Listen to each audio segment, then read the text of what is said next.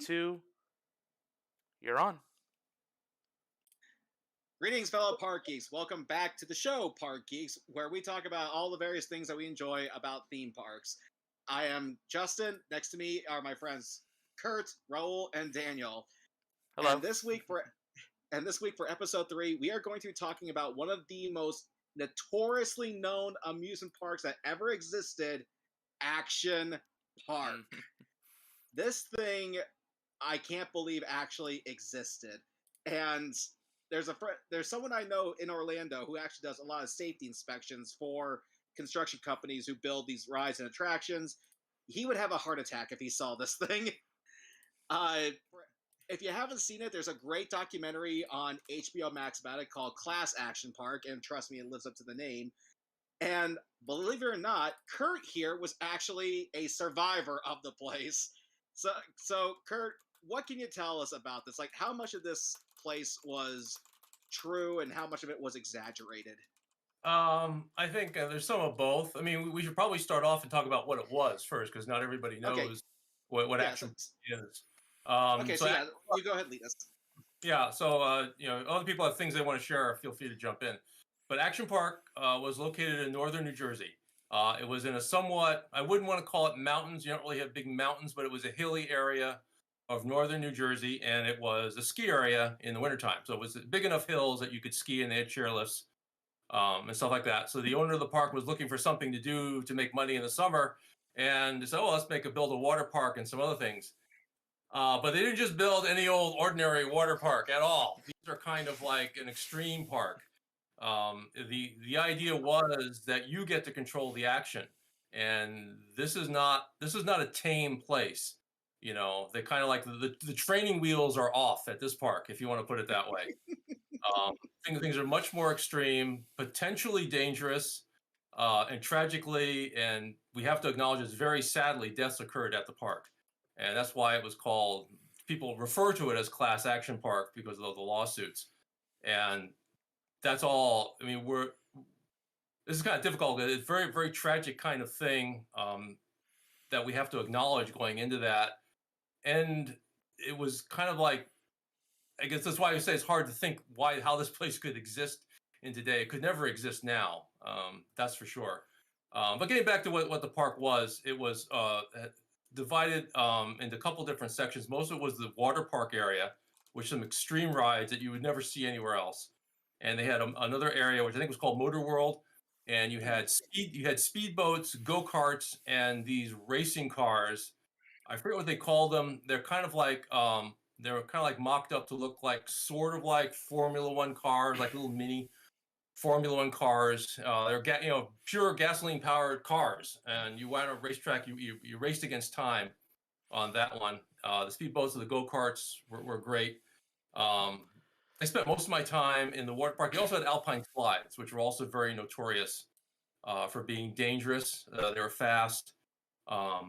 I never got seriously hurt. I did get bruises at that park. Every time I went to the park, I lived in New Jersey for about 4 years. I went every summer to the park because I'm crazy, and came away with bruises. I have lots of fond memories, and to an extent, I think I still have some of the bruises actually from that place. They kind of stick around with you for a while. But yeah, it was a blast. I loved every time I was there. But for sure, you had to keep your wits about you. This is not, like the training wheels are off. You're going into this knowing that there is risk of injury or death if you do things wrong. If you're not paying attention, or if you're screwing around too much, you're in trouble basically. And there's not a whole lot really to protect you. It's not that kind of park, And if you go in there, in my opinion, it's just my opinion, if you go in there knowing that, and you're taking responsibility, and you're looking at the rides, and you know how well you can swim, you know how well you can drive a car, if you're comfortable being in the water, potentially deep in the water, you'd be okay. And I'm obviously still here, unless you think you're talking to my ghost right now. But I survived, and I went back for more. So, maybe it says I'm insane. I don't know which. I had each section of the park had things I liked and I didn't like, which we can talk about. There's a ton of stuff we could talk about there.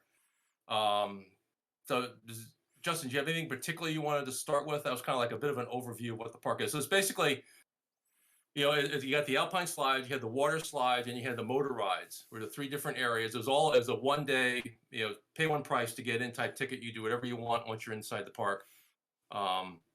And you got to run around and just do whatever you want and have fun. Well, let's say, Daniel, Raul, I want to know what you guys think of this park, because I had a chance to talk with Kurt about it years ago, but I think you guys were new to this place. Who do you want to start? Daniel, you want to start? Daniel, you go ahead and start. Well, I thought Action Park looked like a pretty it looked like a pretty interesting place. Like from afar, it didn't seem like I mean, outside of the Notorious ride, it didn't seem like it was anything super crazy or dangerous. Just stuff I'd find in other theme parks with their types of slides. But when you look at all the details and all the simple things that we take for granted nowadays, it's like, oh my goodness, like there's just no training here. There's no guardrails. There's no anything. Signage or barriers like at every little part, and enough staff to mount all the lifeguard chairs. Like it's just not there in this park. It's just completely absent.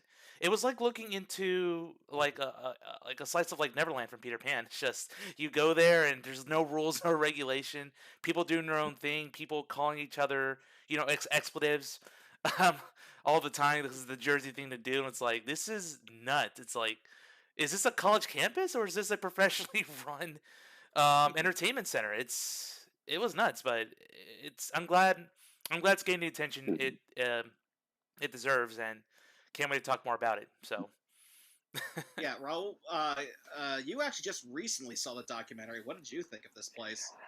I actually experienced this before the documentary because of two mediums. First, Action Point from Johnny Knoxville, which is loosely based on Action Park, and Defunct Land's video of Action Park itself. And obviously, it was a more brief summary, just talking about kind of the beginning, middle, and towards the end when they tried to do a revamp of it, and then ultimately not working out really.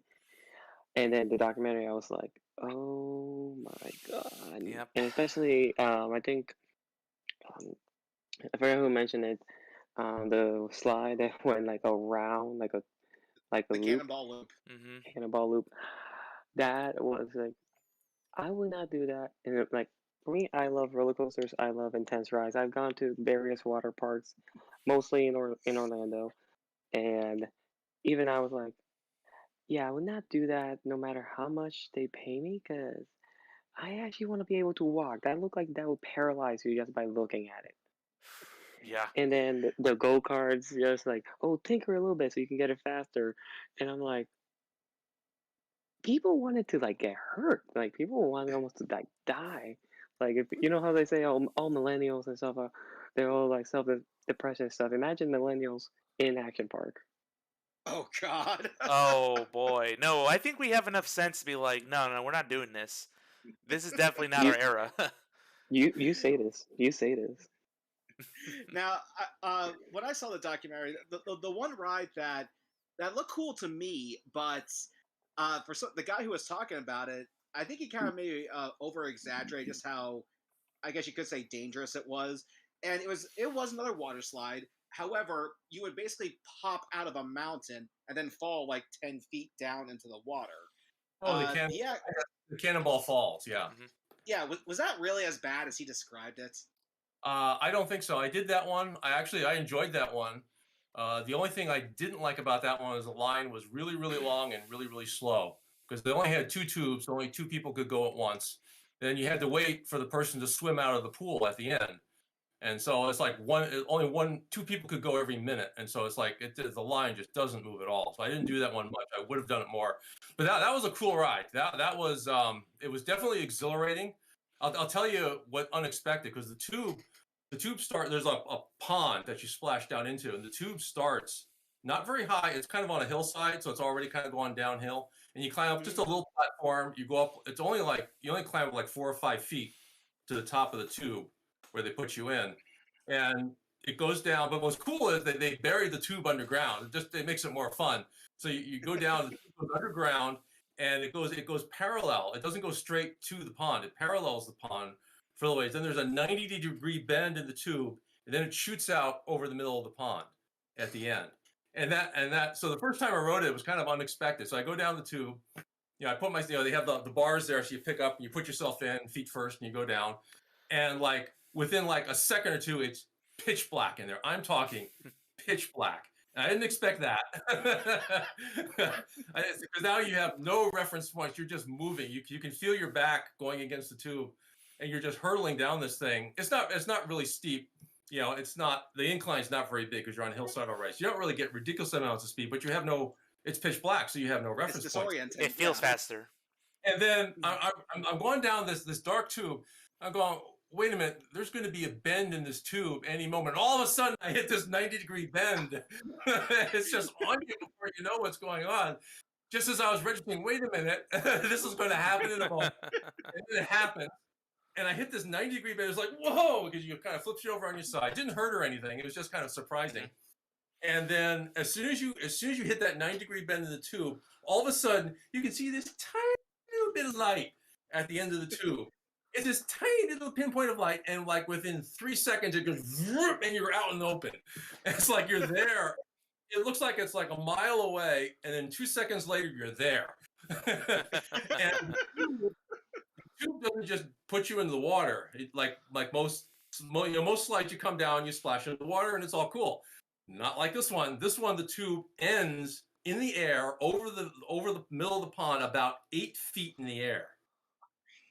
So you come out of this tube and you just your legs are and suddenly you're just falling. So you see the light and you're out, and suddenly you're in free fall before you even know what's going on, and you're falling 8 feet into the water, splashing on your butt, and going underwater. Depending how you land, you'll go underwater a couple feet by the time you get there, and it was fun, and the water was cold too because it wasn't a pool. It was a pond, a stream-fed pond. Jeez.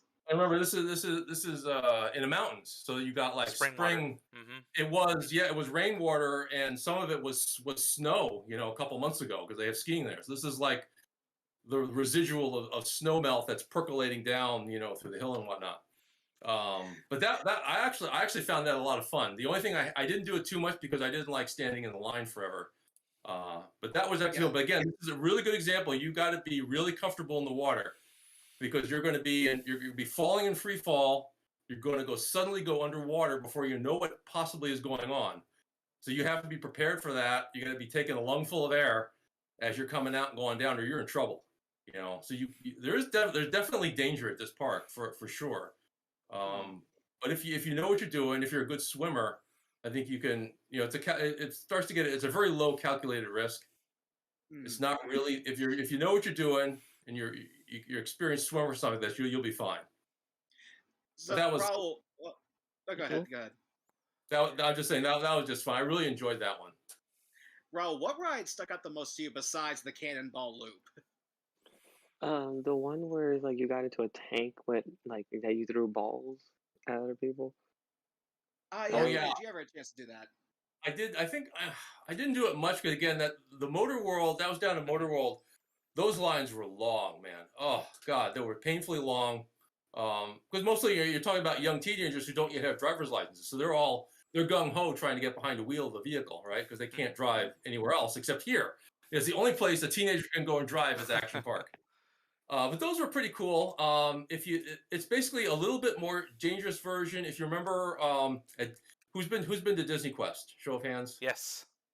Yeah. So you remember the Buzz Lightyear Astro Blaster things? Yeah, that was fun. Little tanks, and you shoot the soccer. It was basically that. The things were a little bit more aggressive, but instead of shooting soccer balls, it shot tennis balls. And they moved faster, and they were gasoline powered instead of electrical like that. Yeah. That was actually kind of fun. It was difficult to do because you had to sit there and load. You had to load the hopper with the tennis balls, while you're trying to drive the thing and aim and shoot and load and all that at the same time. It wasn't dangerous because you're in a cage, so you couldn't get hit with anything. Now there's as they said in the video though, there's the urban legends of people lighting the tennis balls on fire with something. I don't know if they brought lighter fluid with them or something or whatever. I wouldn't be surprised. To ignite them. Yeah, I don't know, but I never saw anything like that, so I can't say if that happened or how often it happened.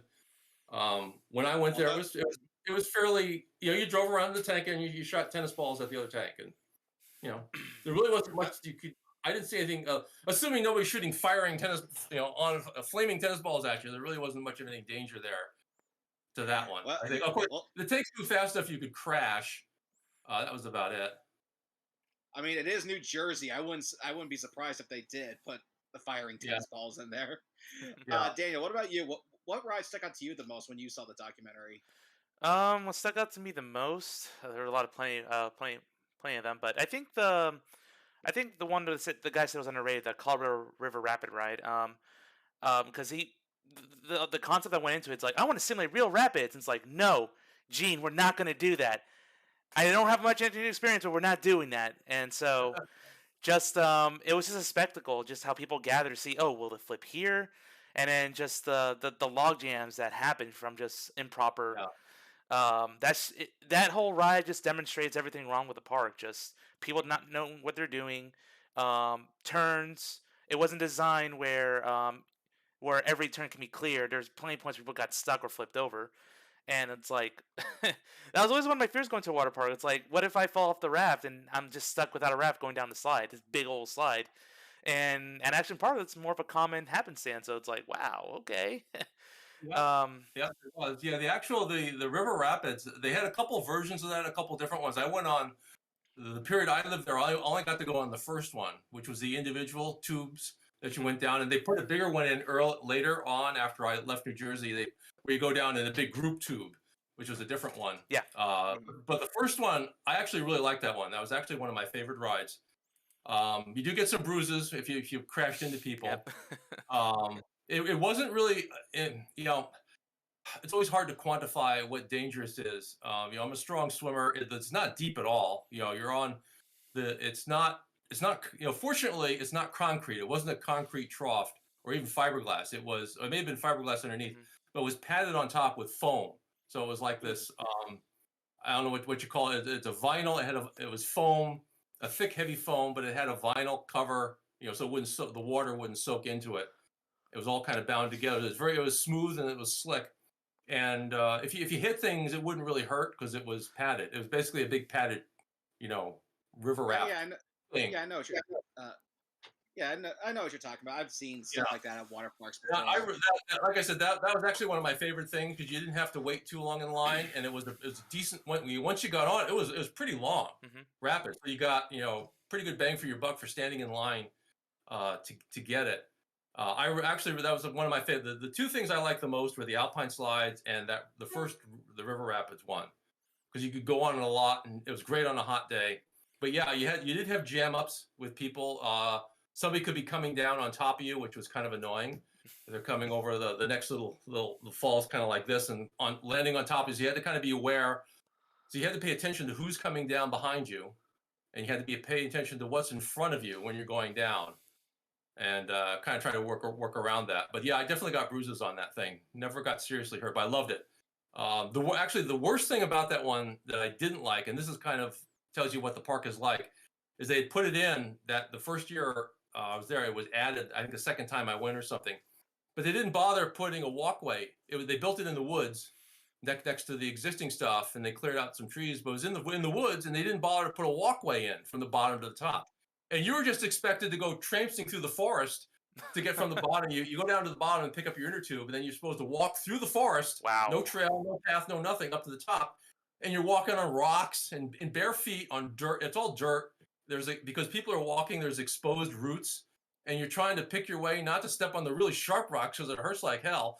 And that was actually the worst part of that, was getting your feet chewed up in every time you went on the water area, because then the rest of the water area they had paths but was paved in asphalt for the most part.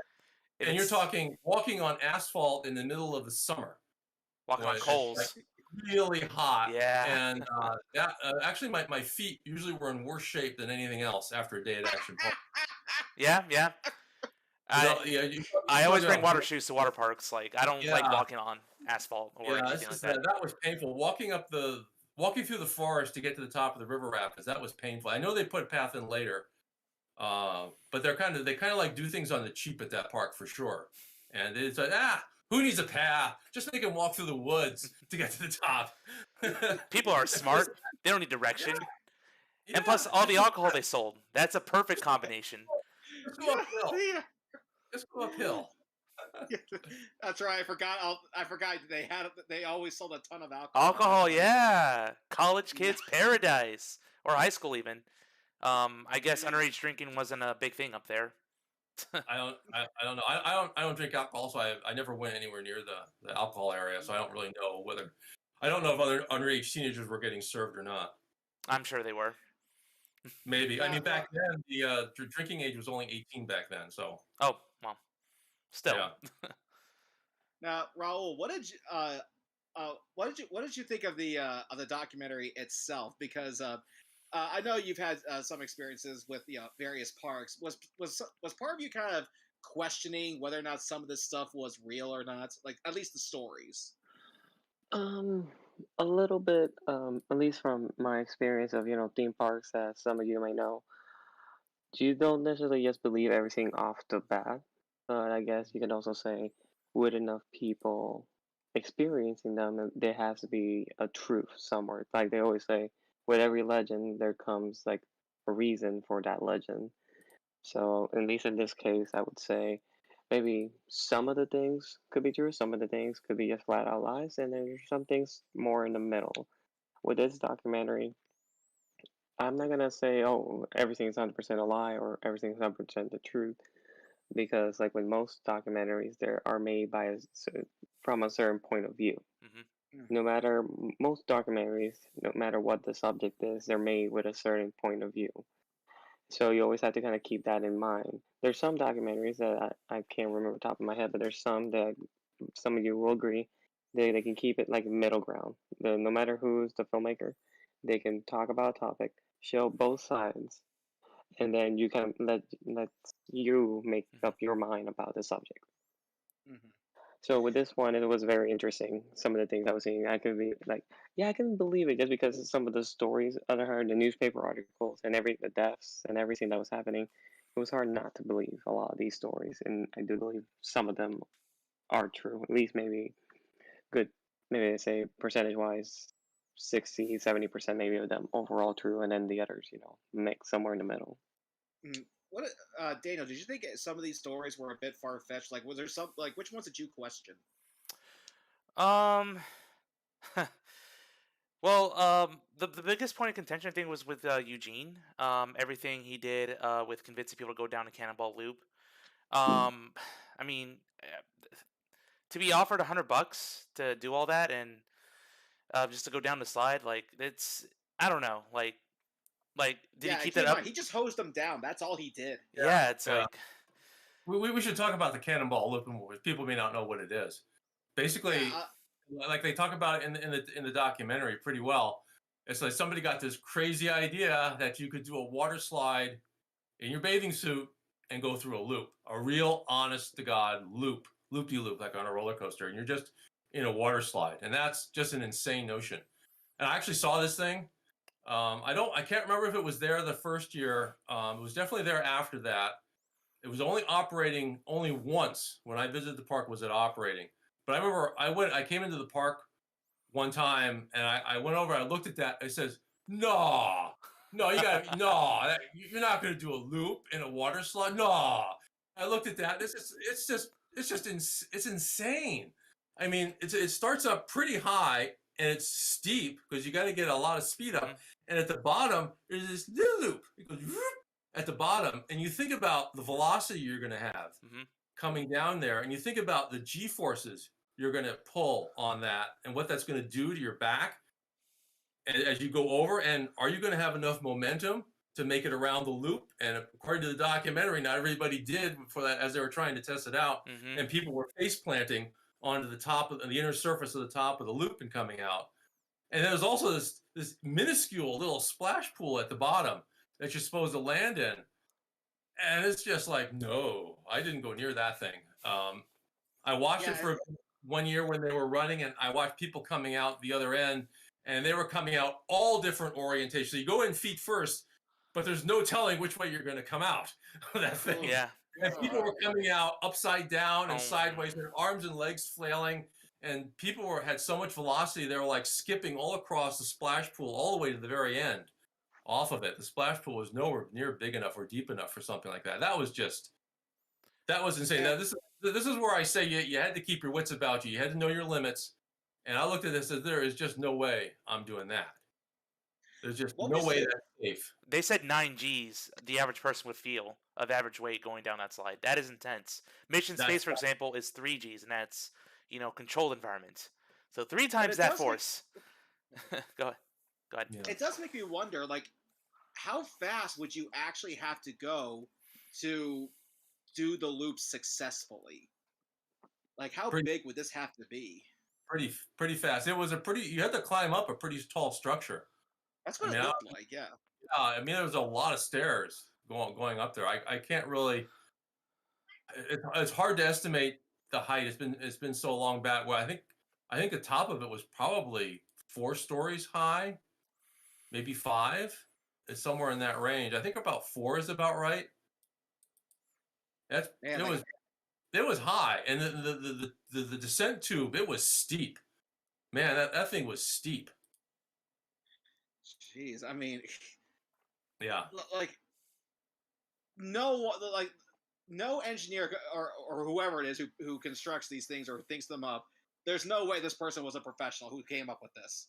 Nope. No way. No way. This person was either drunk on drugs or was just a wannabe engineer. That's all I can think of. I think it was just I don't know if it was Gene or somebody else who said, "This is a cool idea. Let's do this." It'll be so cool. It's like, yeah, kind of really dangerous though. Now, but that being said, though, Raul, were there any rides that you saw in the documentary that you personally would have liked to have done? I think it was the slingshot. Oh, but we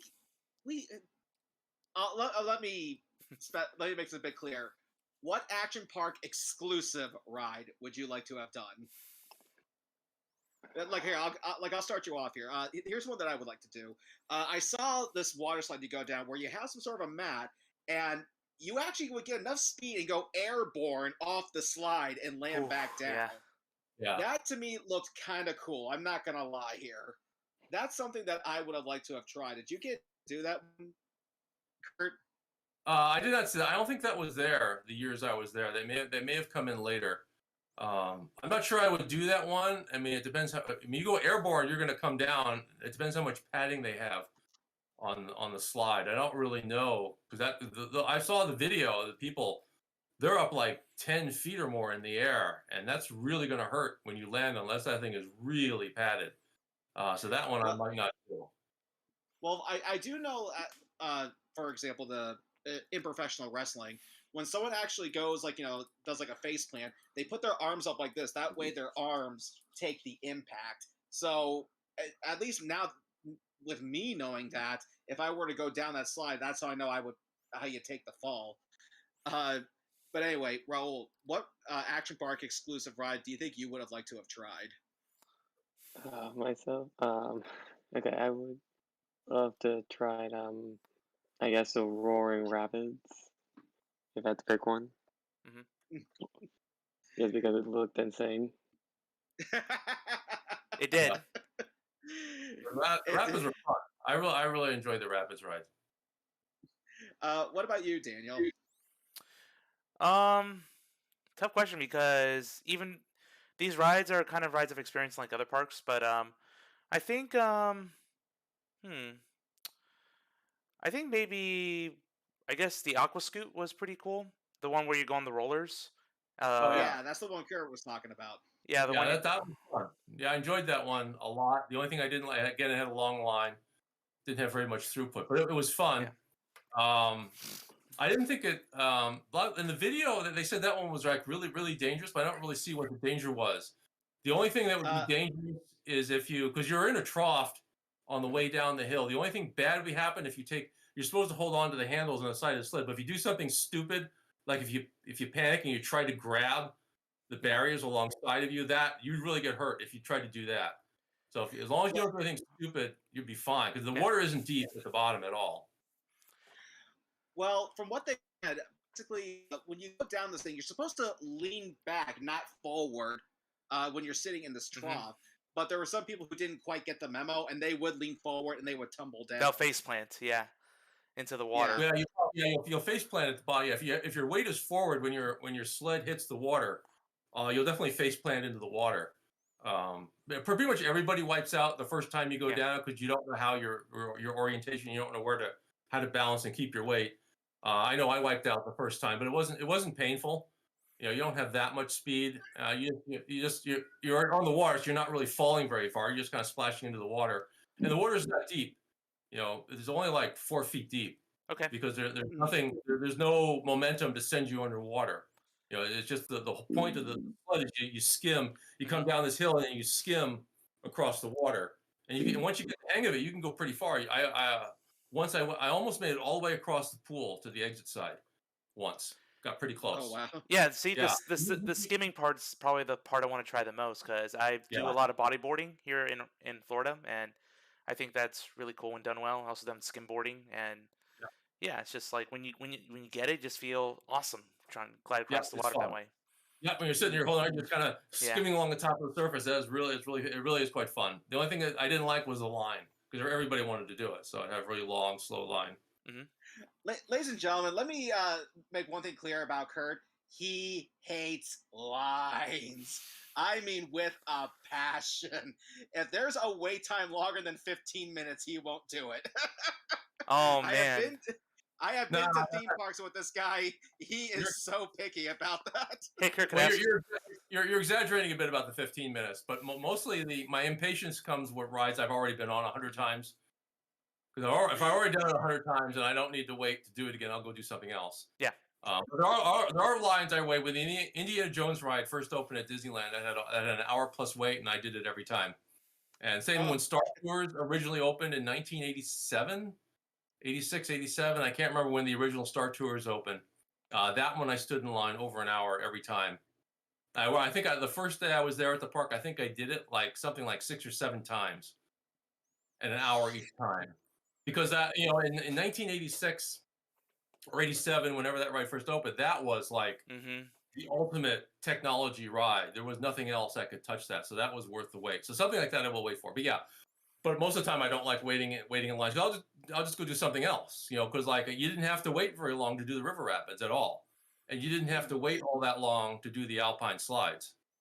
And both of those, once you're, the aqua scoots is really short; it's over in a few seconds. But the other ones, like the alpine slides and the river rapids, that was a decently long ride. So if you're waiting in line, but you got a pretty good payoff with a decent sized ride.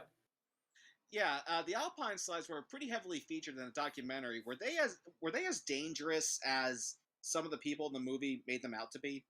Yes and no. I do think there's exaggeration in the documentary. Some of the people were saying that half the cars, the brakes didn't work, and I don't buy that. I don't buy 50% of the carts didn't have working brakes. I don't buy that at all. Because all the times I was there, and again, the alpine slide was one of my favorites. It was one of my two favorite rides in the whole park, and I spent most of my time on one of those two. And I never had a cart that had any kind of malfunction in it whatsoever.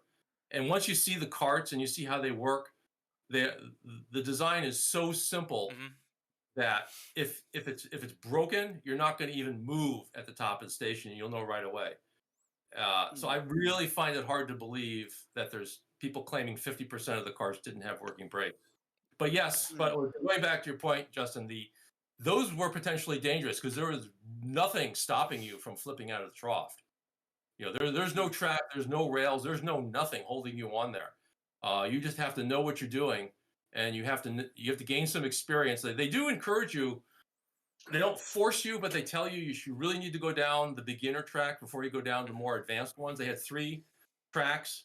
I think the first 2 were pretty much the same or almost identical, and those were kind of the quote unquote beginner ones. And then they had the third one, which was the advanced one, which was winched down steeper and had sharper bank turns. But yeah, they do kind of tell you one way or another to kind of take, if you don't never been down, take it easy, because you got to learn how to balance in the cart. That's really important, because you hit those curves, you got to know how it feels, and you don't want to be going really fast. And that's where people get into trouble. You do see people wipe out, and I think the part they talk about people getting the burns because they start to flip out and their arm goes against the side of the trough, and you might be moving 10, 15, 20 miles an hour when it happens. Oh. You get these massive friction burns, and I believe that's true for people who basically are going beyond their skill level. This is where I say you really got to keep your wits about you at this place. I never got injured on the Alpine slides ever, and I probably, in all the visits together, we're probably talking somewhere on the order maybe 70 times I went down the slides altogether in the years I lived there, if you add them all up. So I had a lot of times down those slides, and I was never injured at all. Yes, it's just I a matter of knowing how to control your cart. And the carts, the people who have trouble. Now here's where I think a lot of this stuff gets started. They say they have no brakes. Right. The cart is very simple. It has there's only one lever, and there's a mechanism underneath. If you push the lever forward, it simultaneously raises the brakes and lowers the wheel, right? And the cart, on the four corners of the cart, there's a nylon skid. Okay, so it will skid on the nylon, which is semi-slippery. But if you want to go faster, you lower it down. If you push down, the wheel goes down, and you go a lot faster because the wheel obviously has way less friction than the nylon skids. And if you want to slow down, you pull backwards. As you pull backwards, it pulls the wheel up and simultaneously lowers these two bars that have rubberized brake pads on them that slide against it. So it's all interconnected. There isn't such a thing as there's no separate brake and gas pedal kind of thing. Now, where people get into trouble is that a lot of people have trouble going. They say my cart doesn't go. My cart doesn't go. Well, it's because you're not pushing forward hard enough. You're talking about some kids that are kind of probably too young, that don't have the upper body strength to push the lever forward. Because when you push it forward, you have to push the wheel down. You have to lift your weight off the cart because you're pushing it's hard to describe. You're pushing the wheel down, which is forcing the front of the cart up so you can go faster, but you're sitting on the cart. So you basically have to be strong enough to push a good portion of your body weight. And a lot of kids go down there, and the younger kids, and they just don't have the upper body strength and one arm to do that. Right. And I think that's where I see people. I see people all the time when you're coming up the chairlift. I see these kids in the cart, and they're sitting there trying to scoot the cart along, but they're not pushing the lever forward, and that's why they're not moving. Because unless you push the lever forward, the brakes won't retract and the wheel won't go down. So you're on the skids, and you see my cart won't go. Well, push the damn lever forward and you'll go. And because people they think everything is, they won't put any effort into it. They don't understand how it works, and you got to push against it push your weight off it. Likewise with the brakes, you got to be able to pull back a bit. Brakes are easier to operate than go forward, fortunately, which I think makes it somewhat safer. So that's one of the problem, and then the other problem, as I mentioned, is the balance. You got to get the balance, because I watch too many people go down there and they're sitting upright like they're sitting in a desk chair going down this thing, which is like, that's insane. If you're sitting upright, your center of gravity is going to be way up high. And what do you think is going to happen when you hit a curve and your center of gravity is way up high? You're going to flip right out of the trough. Like that. You got to be, to do this successfully, you got to lean, you got to get your body down. And that's actually one of the really good ride attendants showed me. He actually saw me because I kept coming up the chairlift every time. And he finally started recognizing it was me again. And so he said, "Oh, hi, it's you again." And he said, "Yeah." He said, "Here's what we do to go faster." And he showed me a really important trick. There's a loop at the front of the cart. Is a loop, which is where it's like a cable loop with plastic on it. That's where they hang it on the side of the chairlift to bring it back up the hill. So that's how they get the carts up. So you ride the chairlift, and they hang the cart on a hook on the side of the chairlift to get the carts up. Pretty simple. But you got this hook there. So he says, what you want to do is take like your left hand, because I'm right-handed. Take your strong hand you want on the lever. Take your left hand, you grab that front loop, which forces you. It forces you forward because you got to grab the front of the cart, force you down, and then with your other hand here, so you simultaneously push forward to accelerate. You pull back with your left arm, and what that does, it gives you that leverage to push harder to get the wheel down and go faster. It also it lifts up the front of the car, which gets the front skids off the trough, because that's what's going to slow you down.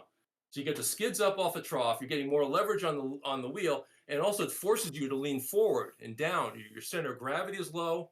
You're making a slower mass. So you're not going to get much wind. If you go fast, you start to get some wind resistance, and it's much more stable when you're in the curves.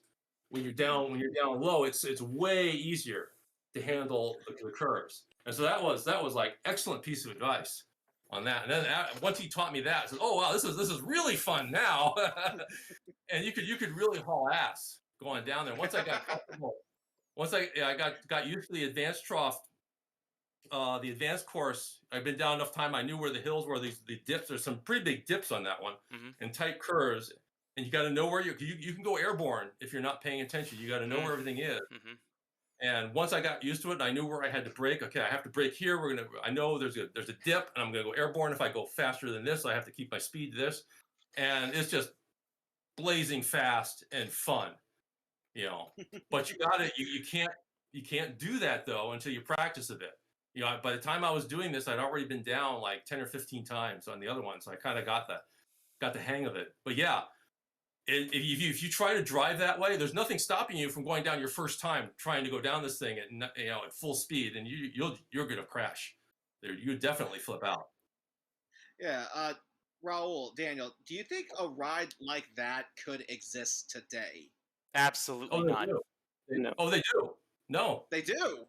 They do. They still have these. Go to Really? a lot of them are on tracks now. There's some around on tracks, but go to like Breckenridge, Colorado. They've got one. It's pretty much the same design. I think it's a fiberglass. I think Action Park had concrete trough. It's hard to remember. The ones at Breckenridge are fiberglass, but they're basically the same carts that I remember, and you can go ride that today. And there's several ski areas around the country that have those. Well, like I know, and you have to sign a liability waiver. Yeah, that's the difference. Yeah, that's what I was curious to know, because I have done a mountain coaster before, and it's kind of the same setup. There is a track, and it's not like a trough. There actually is, wheels on bars here, and you do control the speed, you can control the brake. But what I was wondering is if it was like the Alpine slide, where again it's like a cart in a trough, no like wires or bars that they're attached to. Yep, there's still some around.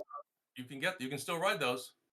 All right, in that case, Raul and Daniel, do you think you would actually try a ride like that then? Yes, I would, but at the same time, I understand why there's a lot of issues with the ride, because it requires a lot of coordination.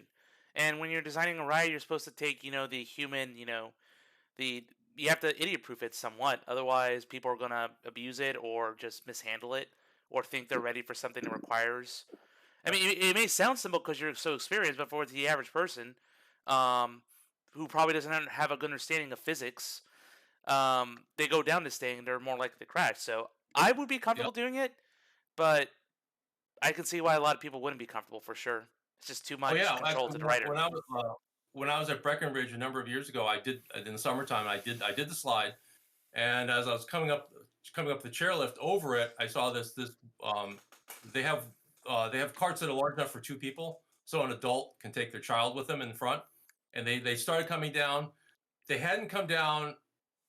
There may be 20 or 30 feet from the station where you depart on the first curve, and flipped right out. They just immediately flipped out in the first turn because they'd never done it before and they hadn't figured out how to lean yet. They weren't even going terribly fast, but they just flipped right out because they're, like I said, they're doing the wrong thing. They were sitting up straight like you're sitting in a desk chair, and that just does not work. That just does not work. And they flipped out on the very first turn. And not fun. Raul, is there actually a ride that you would like to ask Kurt about that was at this park from the documentary?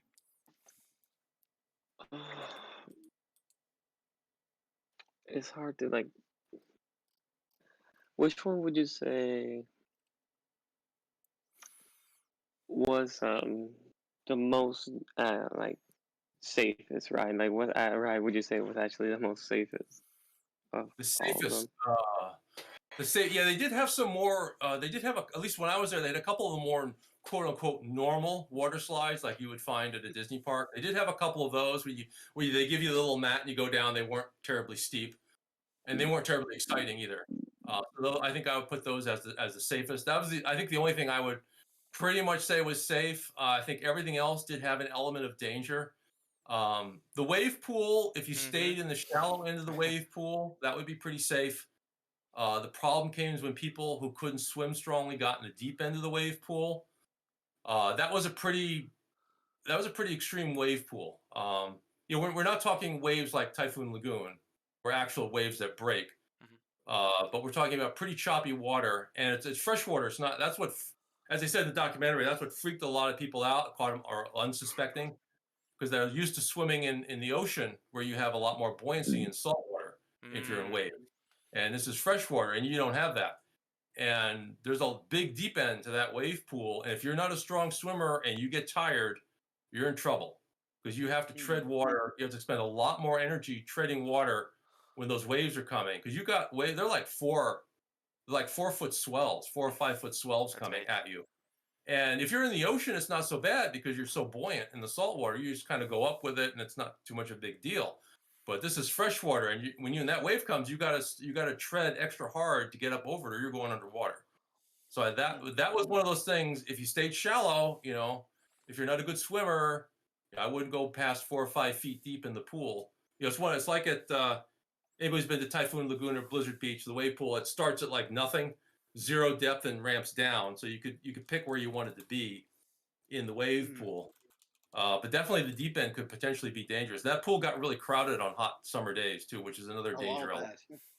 Yeah, because you don't want to be shoulder to shoulder with people who are not good swimmers. What happens when a not good swimmer gets in trouble? They grab the first thing next to them, which might pull them down. Yeah, and so that was probably that you had to be aware of and be a little leery of that. But it was kind of fun. What about you, Daniel? Was there a ride you're curious to ask Kurt about? Let's see. Did you do any of the Tarzan swing? Like, how rowdy was it really? Yeah, I didn't do the Tarzan swing. It was the swings were pretty high and maybe a little uncomfortable, the height of the swings, and it also had a massively long line. Because, like I said in the video, people like to show off with flips and stuff and show it to everybody, and so everybody wanted us to watch and be the show off. And I didn't want to wait in a line that long just to swing out over the water and drop into the water. It's kind of like nothing. I mean, it's not really a water slide or anything. You're just you're basically just a variation of jumping into water. And I didn't see why I would want to wait in line for 45 minutes to an hour to do that. So I kind of skipped that one completely. Yeah, speaking of jumping in the water, there was one in there that they mentioned that was rather dangerous. Really wasn't a slide, but it was basically just jumping off a cliff and into water. That was like maybe 20 feet. 20 or 30. Yeah, 20 feet high. That was... You said you've done that one, right? I did that one. I didn't do it a lot. It took me a while to work the guts up to do it the first time. It's a little intimidating because it's pretty damn high. You're like 20 feet above the water on the cliff, and the pool is deep. I think, as I remember in the video, the sign said 18.5 feet deep, which is pretty deep. And it's murky water. You can't. I don't know if it was stream fed or what, but it was like murky like a pond, even though it was a pool. I'm pretty sure it was a concrete lined pool, but they might have been feeding it with stream water. So you couldn't see the bottom. And that was a bit intimidating. You had to be really careful how you landed in the water if you jumped. I did that only a couple times. The first time I did it, I did that's what they call at least when I was taking swim lessons, they call it the pencil dive. Yeah. Where you jump off in feet first, you just keep your arms straight at your side, you go to feet first, just like a pencil going down into the water. It didn't hurt, fortunately my feet, I was good at doing that, so I keep oriented and my feet went in, it didn't hurt. The problem is I didn't quite make it to the bottom, because normally in pools where I've done that, they're only like 10 or 12 feet deep. I could make it to the bottom, then you push off from the bottom to rock to push it back up to the surface. And I didn't make it to the bottom. I was somewhere in the middle there, underwater, and I can't push off. Says, okay, time to swim to the surface. Fortunately, I was, enough experience swimming. I knew to take a really good lungful of air as I was going down there. So I didn't have any trouble really getting back. But there's a little bit of panic there set in. It says, okay, I know I'm deep and I got to get up there kind of thing. That was a bit unnerving. The other times I did it, I did the cannonball kind of thing, where you tuck your knees up. That was a little bit of sting on my knees, on my lower leg when I hit the water, but the advantage is you don't go as deep, so it was easier to get back up. But yeah, when you jump off, you're falling for a good fair amount of time before you hit that water, and that actually was fairly dangerous, I think, because of the young kids who didn't know what they were doing, couldn't comprehend the height and what was happen if you hit the water wrong, and how deep and how good you have to be able to swim. You're 18 feet deep water and you're going under a waves with that much momentum. And that was one where you see the lifeguards pulling people out like all day long there. I hung around the area. It's like literally like every 10 or 15 minutes the whistles are going off, and you see they did have several lifeguards. They had like 3 lifeguard chairs, 3 or 4 around this pool. It wasn't a very big pool. That's how dangerous this was. That they even Action Park felt they needed that many lifeguards there. And you hear the whistles, and they all throw their life rings in, and usually one of them, dives. It's almost always some little kid who doesn't really know how to swim is doing this, and they have to pull him out. And I saw him pull a lot of people out of there. So that was actually probably one of the most deceiving things that was dangerous, I think, at that park was the cliff diving, and the fact that they would just let any little kid go up there and jump. Yeah. Is that something smart. you think you guys would have done, Raul? Sorry, what? Do you think you would have tried doing that? No. I've dove off a cliff in Colombia about that same height. It is nerve-wracking, but I could probably do it again. Just a go pencil dive. See, I've never done that, but what I have done was when I lived in New York. This is actually right around the time Kurt and I started communicating. My brother had one of those big trampolines, the huge ones that can fit like multiple people on it, and he put it right next to his shack, and he would jump off the shack and onto the trampoline. And now there was a small gap there, like very small, but when you add your height on top of that, it looks a lot wider than it really is. And me, being the plus size guy, they want to see me take the jump. Ooh. And, yeah, it took a while, but I eventually did it. And my brother is like, that looked like a boulder going down a mountain. Gee, thanks, Joe. Now, what would you say was perhaps the dangerous ride that you did there and you completely walked away from, besides the alpine slides? The most dangerous one, I probably the cliff diving. I think was probably one of the most dangerous things that I did, because if you come down at the wrong angle, it's really going to hurt. And I think they're right in the video, with the people who came down and didn't know to tuck their arms in. They had their arms out like this, and you hit the water, it'll just dislocate your shoulder, and now you're trying to swim out of deep water with a dislocated shoulder. I think that was probably potentially dangerous things that they had there. I think most of the other potential danger was worrying about other people, kind of like at Motor World. I did like apparently there were issues with crashes on the speedboats. Fortunately, I did not experience that. The speedboats were a hell of a lot of fun, by the way. Those little boats, those little boats really hauled ass, and they were a lot of fun. I never had any serious problems. Of course, I didn't try to do anything stupid. Even then. I've always been a fairly sane person in my life. I always valued my own life. Not gonna throw that away. So I didn't try to get in close to other people and really race. I was just kind of speeding around to have fun. I didn't really care, if I came in at the front of the pack or not. When they let people go, who cares? I just want to have fun in the boat. And but yeah, that could be potentially dangerous. I don't know about the documentary said that the pond that they used was like full of snakes and stuff. I didn't see any snakes. I'm not sure if that was true or not. But I could definitely believe they said it was also full of obviously the spilled fuel and oil coming out of there. You probably didn't really want to fall into that water. I definitely would not want to take a mouthful of that water. All the toxic chemicals that must be in there. But those boats were a lot of fun. One of the things we should talk about that I really liked was the go-karts. That was the other thing I did. I did, again, really painfully long line. But the go-karts those are the fastest go-karts I've ever been on in my life. those things moved. And if you knew a trick, you can make them go faster. because because the gas pedal, there's like a bolt behind it that kind of stopped you from pressing it too far, so you couldn't go too fast. But it was an open frame go-kart, and everything was kind of exposed. It wasn't like, it didn't have this fancy fiberglass cover like they do today. Everything was just an exposed frame, and you could see the tie rod that came off the pedal that went underneath your seat back to the throttle on the motor in the back.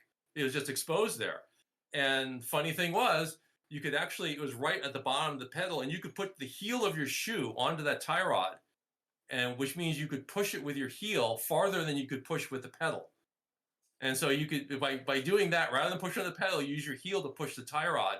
You can make the cart go a bit faster, not anything really crazy, but faster than you could otherwise. And that was fun, and I like that. Once I figured that out, that made that a lot more fun. But yeah, I enjoyed that. You could go pretty fast on that. I stayed away. The carts did have bumpers around the side of them to keep you from getting into too much trouble. But definitely some of the teenagers were getting kind of aggressive with their friends, and I just stayed away from them and went around the course, on my own speed and what I wanted to do. And I didn't care. I wasn't there with anybody. I didn't care to beat my friends or anything. I just wanted to have fun and go fast in the go-karts. Now, the whole point of Action Park was you controlled the action. So, and obviously back then it wasn't really that well regulated. So, but however, with this being said, do you think a park where you control the action would be possible today? This is a question for all of you guys. Yeah, certainly not to the degree that Action Park was in the 80s. Yeah, I don't think there's any way you could you'll never get insurance these days for that. Oh.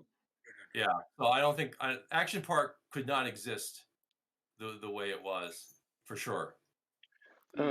Yeah, especially with lawsuits, with social media now, everything, like just the whole. Because we can look at something as simple as SeaWorld, and let's take the documentary Blackfish as an example. Even though the documentary is very, this is what I was mentioning earlier, that some documentaries may not be completely accurate, because Blackfish, if you do any research on, pretty much everything was false.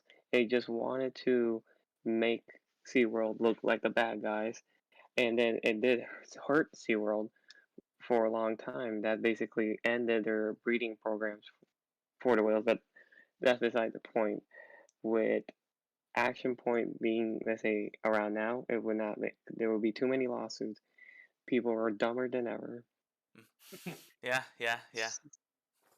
So it's one of those things where there's so many elements that back then in the 80s, back then, people didn't care. Like, people didn't care at all. Now, it is a whole different ball game. I mean, don't get me wrong, people did care because, people did die. People did get hurt. And it's not like it was a joke. Like, it was very serious, but to at least the extent that it would be today, it would not be around. Yeah. What about you? What about you, Daniel?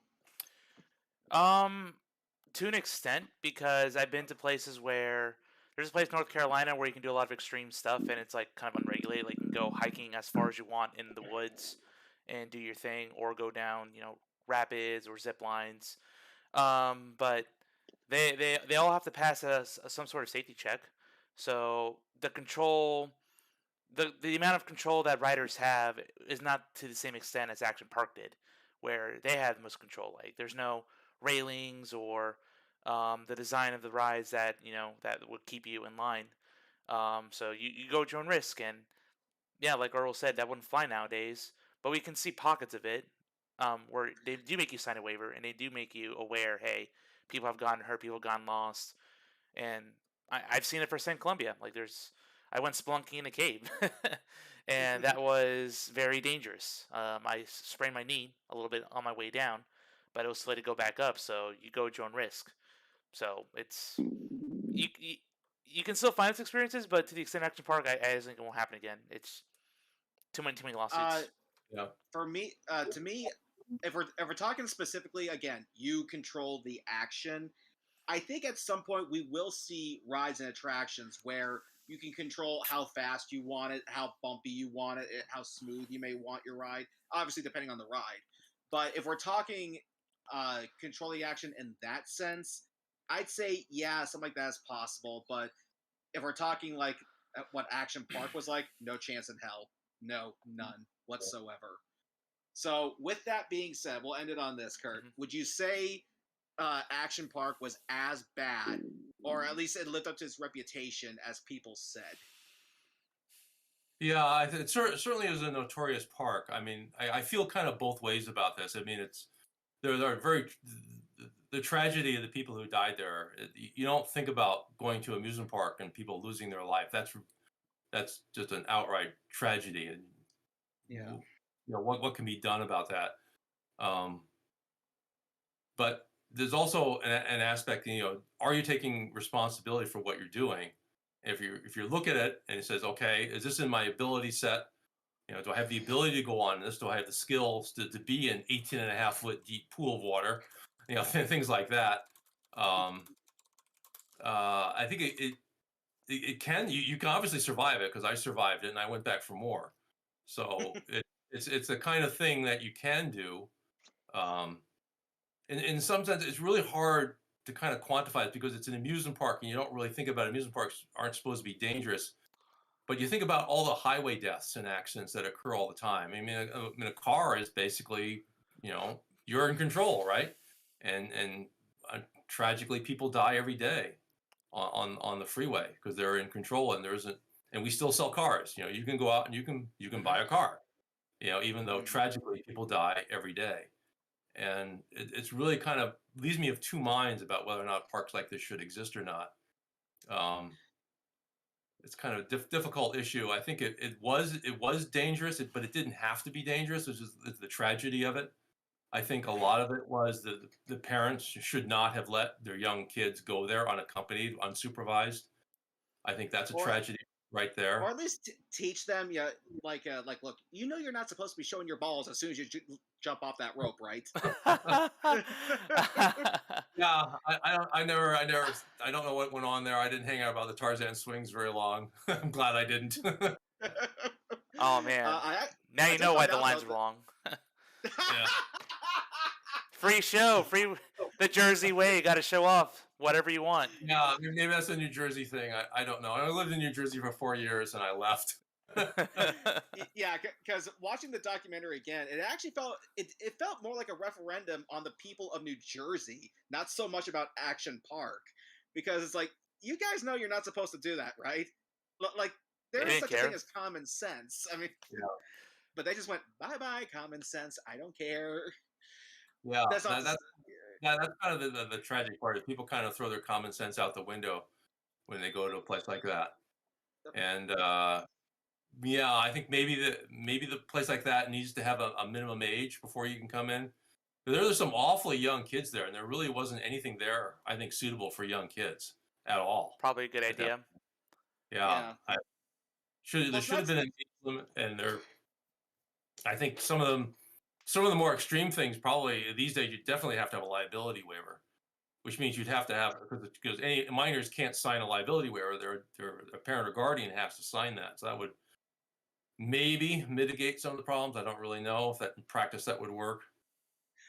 Although I will say, if there is ever going to be another Action Park, it would basically be run by the guys at Jackass.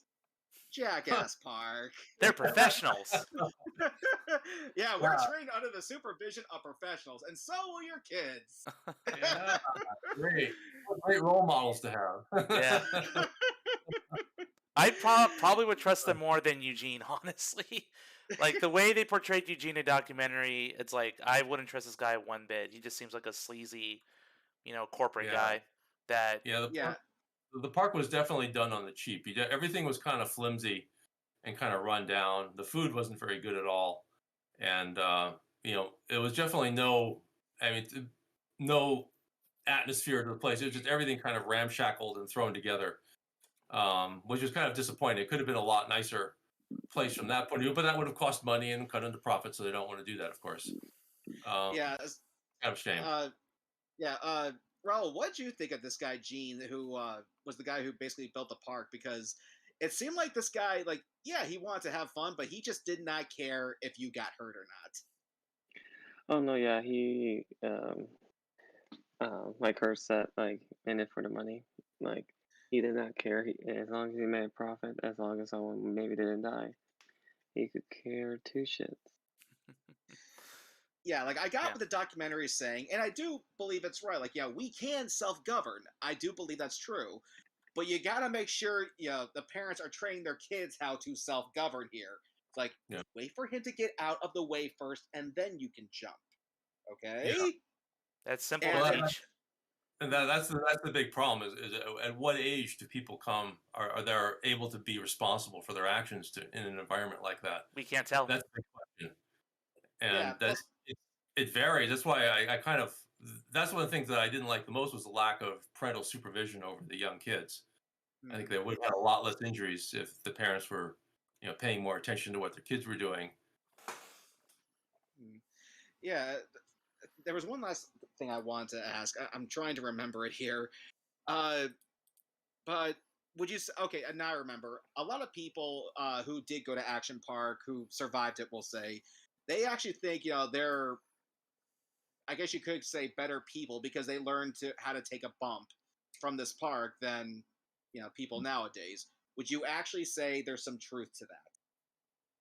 Maybe. I mean, I think um, it wasn't really the case for me because I kind of always had my wits about me. I knew what I was getting into when I did. I definitely walked away with bruises. Mhm. After a day at Action Park, I was kind of mostly because my feet were cut up. I was limping a few days from my feet being torn up from walking through the woods on rocks and roots and stuff. That was probably the most painful thing about that. But yeah, I guess you sort of talking about the school of hard knocks. I guess probably it's kind of I don't know what the right age to put somebody into that kind of environment is. Um, it certainly would. I mean, if you survived, if you got hurt a little bit, it would kind of teach you not to do that again. Things you didn't do right. But yeah, things like things like the cliff diving, you definitely have to know what you're doing. You're jumping that far into water. If you're not hitting the water right, and you don't know that, that's what really concerns me about that is you get young kids that don't know that you have to enter the water a certain way, or you're going to get really hurt at that Mhm. height. People don't realize how hard water is Mhm. when you're hitting it. Let's start And teaching physics early on. yeah, yeah, I Yeah. think some of that kind of stuff is kind of tragic. I think. All right, and we'll end it there. Thank you guys so much for joining us again here on Park Geeks, and be sure to tune in 2 weeks where we will be discussing what I call the ghosts of rides past, where we're going to go over some of our favorite defunct rides and just the ones we wish we could just ride one more time. Oh, this ought to be So good. Yeah. oh yes, so tune in 2 weeks, and we'll see you guys all here again on Park Geeks. Good night, everyone.